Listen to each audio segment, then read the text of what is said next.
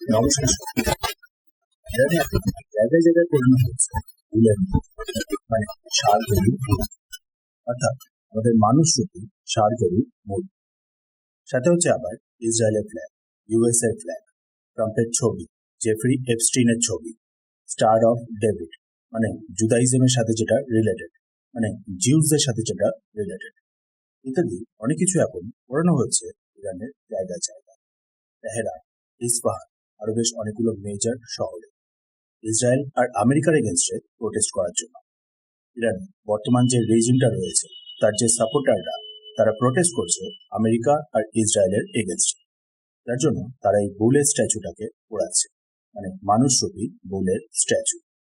কিন্তু ব্যাপারটা হচ্ছে কেন? জেফ্রি এপস্টিনের ব্যাপারটা বোঝা যায়, বাট জেফ্রি এপস্টিনের সাথে এই বুলের স্ট্যাচুটার কানেকশনটা কি? সাথে ইসরায়েলের সাথেও আবার এই বুলের স্ট্যাচুটার কানেকশনটা কি? সাথে আবার আমেরিকার সাথেও কি কানেকশন এই বুলের স্ট্যাচুটা? প্রথমে তো এই বুলের স্ট্যাচুটা হলো গডের স্ট্যাচু, বাল গডের স্ট্যাচু, মানে গডটার নামই হলো বাল। এনশিয়েন্ট সময় ইসরায়েল, প্যালেস্তিন, সিরিয়া আর লেবানন এসব জায়গাগুলোতে যে মানুষরা থাকতো তারা এই গডের ওয়ার্শিপ করত, এই গডকে পুজো করত।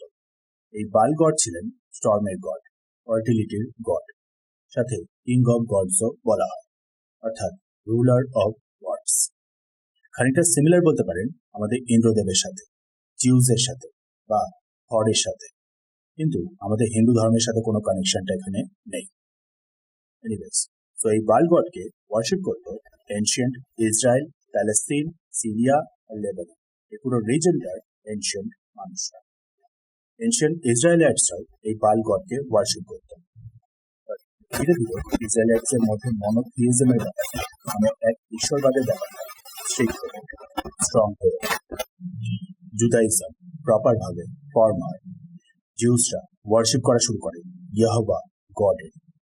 আর এই বুল গডকে তারপর থেকে মানা হয় false god, rival god, negative god. মানে বুল গড ইসরায়েলাইটসদের সাথে কানেক্টেড, বাট জুদাইজমের সাথে কানেক্টেড না। এখনকার জিউসরা এই বুল গডকে ওয়ার্শিপ করে না।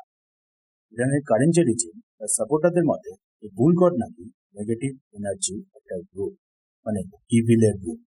করাপশন, অপারেশন, স্যাক্রিফাইস ইত্যাদি লিঙ্ক রয়েছে এই বুল গডের সাথে, মানে বাল গডের সাথে। ইরানের বর্তমান রেজিমের সাপোর্টারদের মতে কারেন্ট এই ওয়ার্ল্ডে ইলিটরা নাকি এই বুল গডকে ওয়ার্শিপ করে, যার জন্য ইলিটদের মধ্যে করাপশন, অপারেশন, ইভিল ব্যাপার ইত্যাদি লক্ষ্য করা যায়। রিসেন্টলি জেফ্রি এপস্টিনের ব্যাপারে লিক হওয়া ডকুমেন্টগুলোকে আপনি দেখেছিলেন হয়তো। জেফ্রি এপস্টিনের ব্যাপারে অনেক কিছু ইভিল জিনিস কানেক্ট করা হয়, আর লিক হওয়া ইমেজেস অনুযায়ী অনেক কিছু প্রমাণে পাওয়া গেছে। সেই জেফ্রি এপস্টিন একটা সময় তার কিছু ফান্ডকে ট্রান্সফার করছিলেন একটা ব্যাংক থেকে অন্য আরেকটা ব্যাংকে। সেখানে ব্যাংকের অ্যাকাউন্টের নামটাতে এই বাল শব্দটার মেনশন রয়েছে। সো সেখান থেকেই কানেকশন ড্র করা হচ্ছে জেফ্রি এপস্টিন আর এই বুল গডের মধ্যে বা বাল গডের মধ্যে। তার উপর রিসেন্ট নিউজেই দেখেছেন সেই জেফ্রি এপস্টিনের সাথে সন্দেহ করা হচ্ছে ট্রাম্পের কানেকশনের ব্যাপার। ট্রাম্পের সাথে আবার ইসরায়েলের বেঞ্জামিন নেতানিয়াহুর কানেকশন।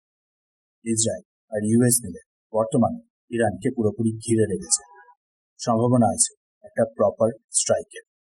ইরানে দুটো গ্রুপ বর্তমানে, একটা হলো প্রোটেস্ট করছে ইরানের বর্তমান রেজিমের এগেনস্ট, আর আরেকটা হলো ইরানের বর্তমান রেজিমকে সাপোর্ট করে সেই গ্রুপ। যারা ইরানের বর্তমান রেজিমকে সাপোর্ট করে তারাই প্রোটেস্ট করছে বর্তমান ইসরায়েল আর আমেরিকার এগেনস্টে। আর তার জন্য এই বুল গডের মূর্তি, ইসরায়েলের ফ্ল্যাগ, আমেরিকার ফ্ল্যাগ, স্টার অফ ডেভিড, মানে জিউসের সব থেকে ইম্পর্টেন্ট কিংসদের মধ্যে একজন, আর স্টারের সিম্বলটাকেও পড়ানো হচ্ছে, যে স্টারের সিম্বলটা জিউসরা এখনো ক্যারি করে প্রাইডের সাথে।